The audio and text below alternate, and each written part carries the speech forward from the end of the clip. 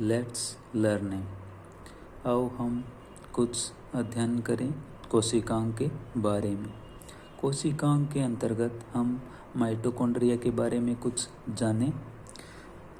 Mitochondria की खोज Kolliker ने की थी। इसका नाम सी वेंडा ने दिया था। यह कोशिका का सबसे व्यस्तम कोशिकांग है। इसके बाहर की दोहरी झिल्ली होती है, इसीलिए इसे दोहरी झिल्ली युक्त कोशिकांग भी कहते हैं। इसे कोशिका का शक्तिग्रह भी कहते हैं। बाहर से चिकना व समतल होता है। यह एक अर्धस्वायत्त कोशिकांग है। इसकी क्रियात्मक व संरचनात्मक इकाई ऑक्सीसोम है। इसका अन्य नाम इसे हम F1 कण भी कहते हैं। राइबोसोम, इसके अंतर्गत राइबोसोम पाया जाता है जो कि 70S टाइप का होता है। इसके अंतर्गत एक अंगुली नुमा संरचना होती है जिसे हम क्रिस्टी बोलते हैं।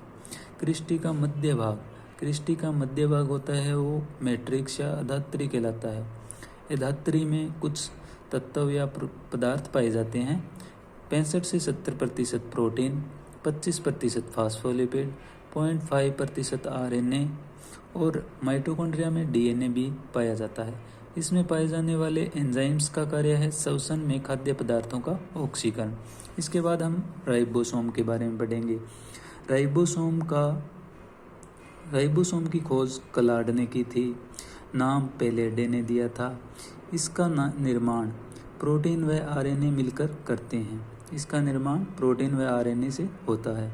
यूकेरियोटिक कोशिका में 80S टाइप का राइबोसोम पाया जाता है। प्रोकैरियोटिक कोशिका में 70S टाइप का राइबोसोम पाया जाता है। S सांद्रण इकाई है जिसकी खोज स्वेडबर्ग ने की थी। यह स्वतंत्र रूप में पाए जाते हैं कोशिका के अंतर्गत। कोशिका द्रव में कार्य प्रोटीन संश्लेषण का है इनका। यह एक झिल्ली रहित कोशिकांग है। उसके बाद लाइसोसोम की खोज डी ड्यूबे ने की थी।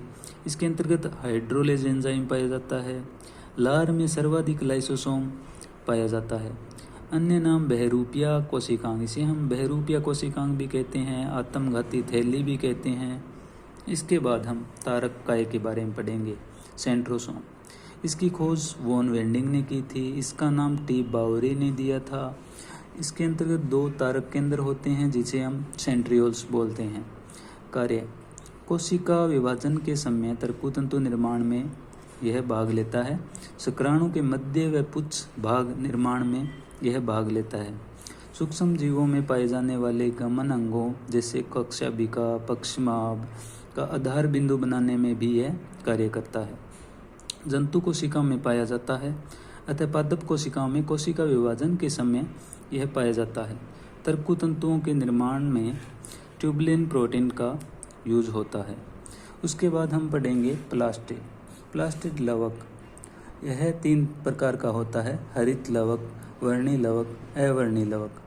हरित लवक के अंतर्गत हरित लवक की खोज सिम्पर्स ने की थी। इसे हम सेल रसोई भी कहते हैं, सेल की भट्टी भी कहते हैं, सोलर बैटरी भी कहते हैं। इसकी क्रियात्मक व संरचनात्मक इकाई क्वांटासोम होती है। क्वांटासोम का कार्य है फोटोन कणों का अवशोषण करना। इसमें पाए जाने वाले एंजाइम्स का कार्य है प्रकाश संश्लेषण का।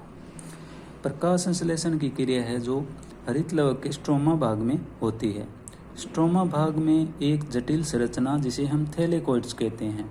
स्ट्रोमा भाग में DNA व राइबोसोम पाया जाता है और थैलेकोइड्स का जो समूह होता है उसे हम ग्रेना कहते हैं। और 2 ग्रेना आपस में जुड़ा होता है उसे हम इंटरग्रेना कहते हैं। एक ग्रेना में 40 से 70 थैलेकोइड्स पाए जाते हैं और एक थैलेकोइड्स में 100 क्वांटासोम पाए जाते हैं। थैंक यू मित्रों पूरा वीडियो देखने के लिए। आगे के कोशिकांग जो भी रहे हैं उनके बारे में नेक्स्ट वीडियो में अध्ययन करेंगे।